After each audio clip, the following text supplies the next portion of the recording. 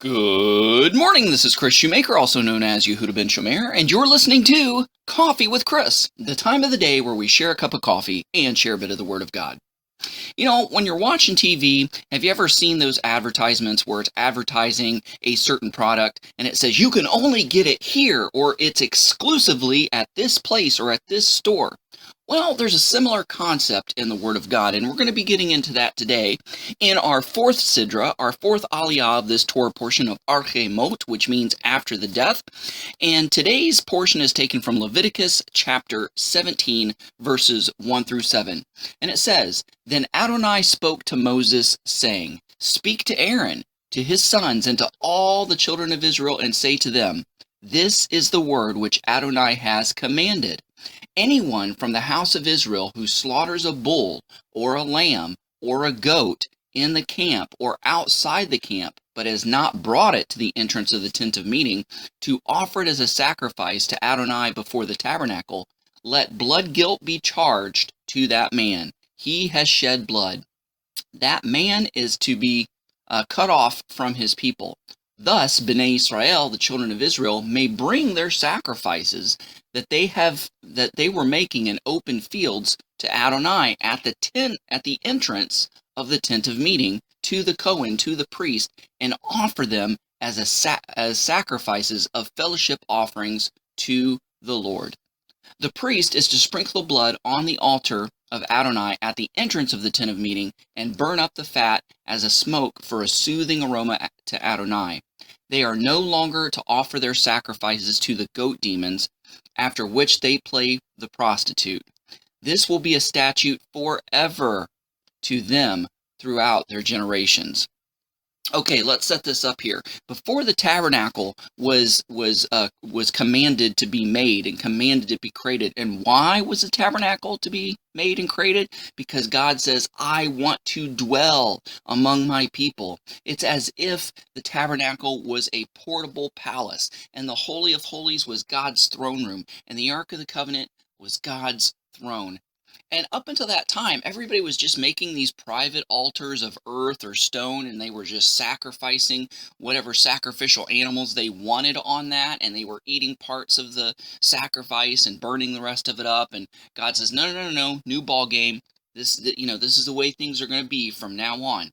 You're just not to, just slaughter your animals and sacrifice your animals to me, or especially to other gods, just any old place that you please. From now on, the only place is going to be in my presence. The only place is going to be where I decide to put my name." And at this current point in history, it's the tabernacle.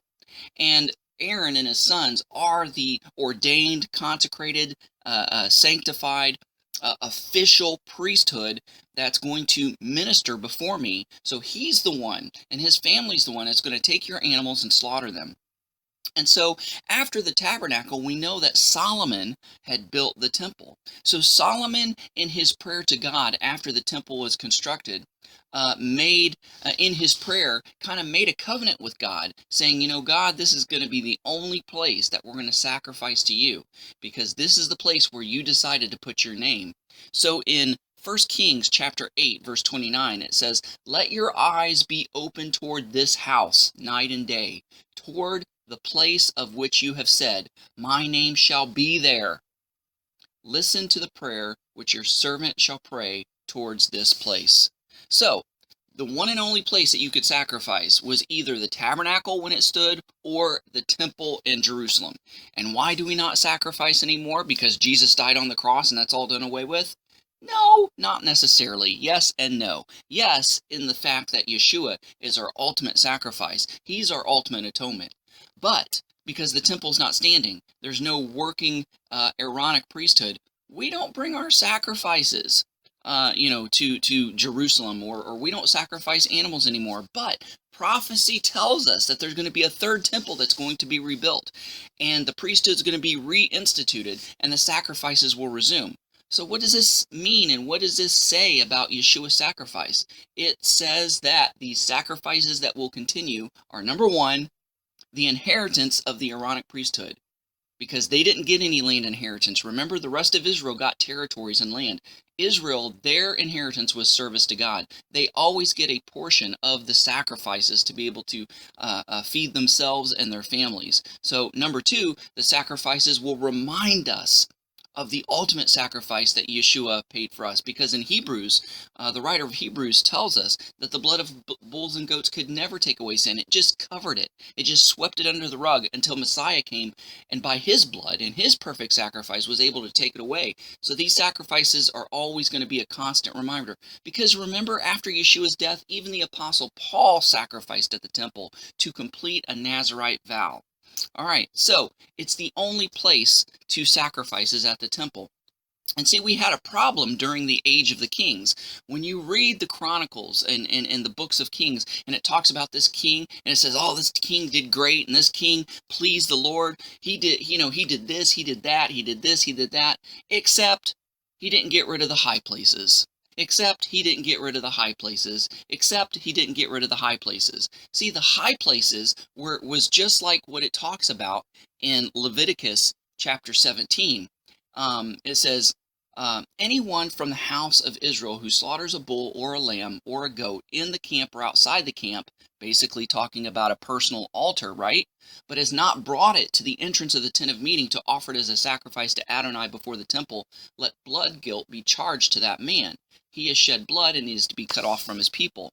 So these high places were personal altars. And these high places were not just an altar dedicated to one god. It was a one-stop shop where you can sacrifice to any old god that you please. If you wanted this altar to be to Molech, boom, it was for Molech. If you wanted this altar to be to Ishtar, boom, it was for Ishtar. If you wanted to sacrifice in this altar to Yahweh, boom, you could do that too. So that's what these high places were.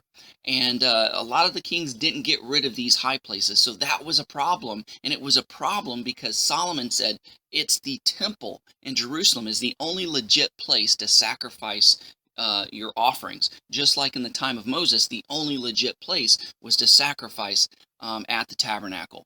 Hey guys, thanks so much for listening, and thanks so much for hanging with me. And you go out there and have a great day. Shalom, and God bless.